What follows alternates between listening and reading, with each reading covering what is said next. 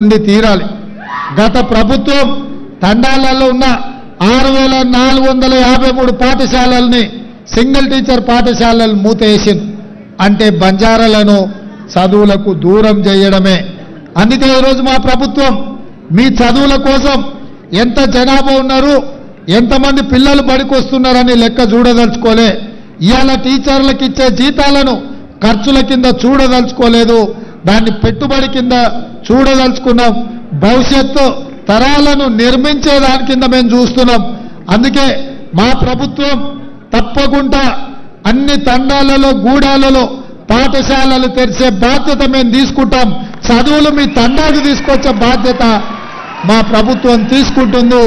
దానికి సంబంధించిన చర్యలను అన్నిటిని ప్రభుత్వం చేపడుతుంది. ఇదే కాదు, గత ప్రభుత్వం తండాలన్నిటినీ గ్రామ పంచాయతీలు చేసినామని అంటారు.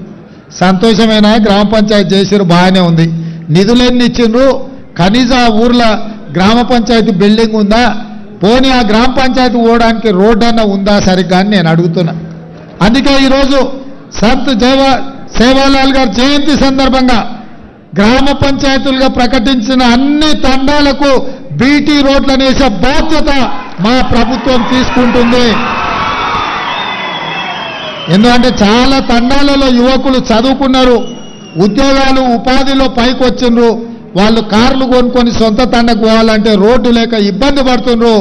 మీరు బరాబర్ మీ తాండలకు పోనికే మీకు బీటీ రోడ్లను వేసే బాధ్యత మా ప్రభుత్వం తీసుకుంటుందని చెప్పి నేను సందర్భంగా తెలియజేస్తున్నా.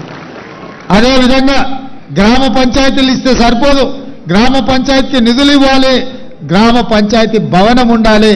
వాళ్ళక్కడ కూర్చొని తండా యొక్క అభివృద్ధి కార్యక్రమాలను చర్చించుకోవాలి. అన్ని గ్రామ పంచాయతీలుగా ప్రకటించిన తండాలకు గూడాలకు గ్రామ పంచాయతీ భవనాలను మంజూరు చేసి సంవత్సరం తిరిగే లోపల వాటి అన్నిటిని కూడా నిర్మాణం చేయించే బాధ్యత మా ప్రభుత్వం తీసుకుంటుంది. ఏ తండాలైనా తాగడానికి నీళ్లు లేకపోతే మా దృష్టికి తీసుకురండి, కరెంటు లేకపోతే ప్రభుత్వం దృష్టికి తీసుకురండి. తాగడానికి నీళ్లు ఇవ్వడం, మీకు చదువుకోవడానికి నివసించడానికి కరెంటు ఇవ్వడం అనేది ప్రభుత్వం యొక్క బాధ్యత. ఏ తండాలో కూడా కరెంటు లేదు, తాగడానికి నీళ్లు లేవు, మా తండకు పోవడానికి రోడ్డు లేదు, మా పిల్లలు చదువుకోవడానికి బడి లేదు అని ఎవ్వరు కూడా అనొద్దు.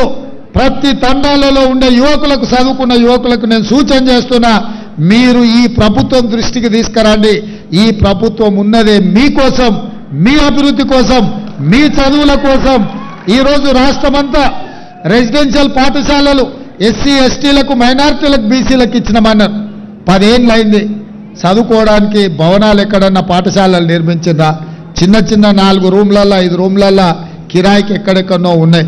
అందుకే కొడంగల్లో కూడా లేవు.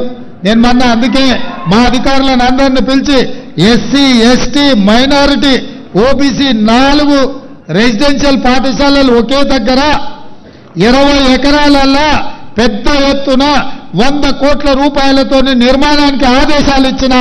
ఎందుకంటే ఎస్సీ ఎస్టీ ఓబీసీ మైనారిటీ పిల్లలు ఒకే కాంప్లెక్స్లో, ఒకే క్యాంపస్లో ఉంటే అందరి మధ్యలో సోదర భావం పెరుగుతుంది, ఒకరికి ఒకరు సహకారంగా ఉంటారు, ఒకరినొకరు అన్న తమ్మి అని పిలుచుకునే అవకాశం ఉంటుంది, అందరం కలిసిపోయే అవకాశం ఉంటుంది. అదేవిధంగా ఇవాళ కొడంగల్ ఒక మోడల్గా డెవలప్ చేస్తున్నాం. మిగతా మొత్తం 119 నియోజకవర్గాలలో ఎక్కడెక్కడైతే ఈ పాఠశాలలు రెసిడెన్షియల్ స్కూల్స్ మంజూరు చేసిండ్రో వాటన్నిటిని కూడా 20 ఎకరాలలో ఒక ఎడ్యుకేషన్ హబ్, ఒక యూనివర్సిటీ స్థాయిలో అభివృద్ధి చేసి ఆ ప్రాంతాలలో ఉన్న పేదల పిల్లలు చదువుకోవడానికి మా ప్రభుత్వం ఏర్పాట్లు చేస్తుంది. మా అధికారులకు ఆల్రెడీ నేను ఆదేశాలు ఇచ్చిన. అన్ని నియోజకవర్గాలలో ఎస్సీ ఎస్టీల పిల్లలకు ముఖ్యంగా రెసిడెన్షియల్ స్కూల్స్ కానీ పాఠశాలలు కానీ ఏవైతే ఉన్నాయో భవనాలు లేదు అన్న మాట వినిపించొద్దు. అవసరమైతే మంత్రుల ఎమ్మెల్యేలు ఓ పూట ఉపాసం పండుకుందాం, ఓ నెల జీతం తీసుకోకపోయినా సరే ఆ పిల్లలకు చదువుకోవడానికి అన్ని వసతులు ఏర్పాటు చేయాలనేదే మా ప్రభుత్వం యొక్క లక్ష్యం. ఎందుకంటే చదువే మనల్ని అభివృద్ధి పదం వైపు నడిపిస్తుంది. ఇవాళ మీరందరూ గొప్ప చదువులు చదువుకున్నారు కాబట్టి ఈ వేదిక మీద ఇంతమంది ఎమ్మెల్యేలు, ఎంపీలు మా బలరాం నాయక్ గారు మొదటిసారి ఎంపీగా గెలిస్తే సోనియా గాంధీ గారు కేంద్ర మంత్రికి ఇచ్చింది. ఇట్లాంటి అవకాశం ఎప్పుడన్నా